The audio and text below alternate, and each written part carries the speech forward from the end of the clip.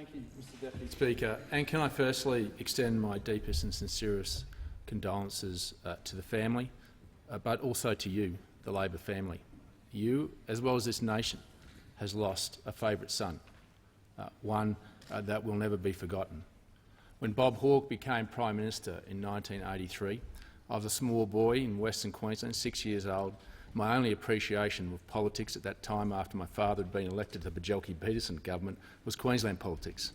But let me tell you, some years later, as I matured and understood the impact of the Hawke years, the impact that he has had in shaping our nation and shaping regional Australia, we are far richer for it.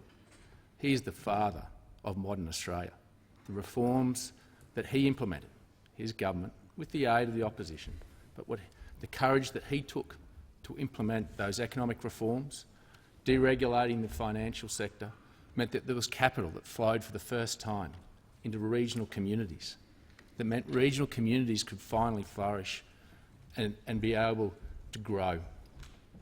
By opening up to an outside world, to allowing our farmers to trade, to be able to compete, but to compete at a fair level.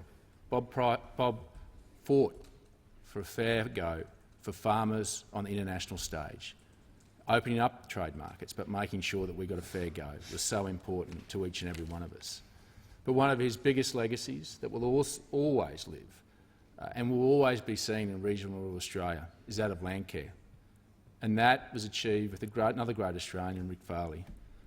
That was one of the greatest achievements, I think, that regional rural Australia will be able to look back on, because that's underpinned our sustainability and our longevity in regional rural Australia. It took vision and it took courage to bring people from all persuasions together, to be able to look for a greater good, and a good that was going to last for perpetuity.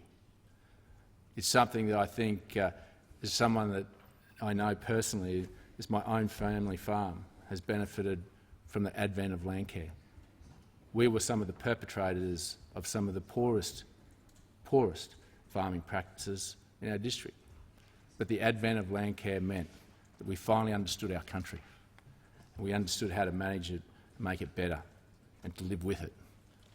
So, in closing, Mr Speaker, let me say, I think Bob Hawke personifies what's great about this country, that the ordinary can become the extraordinary.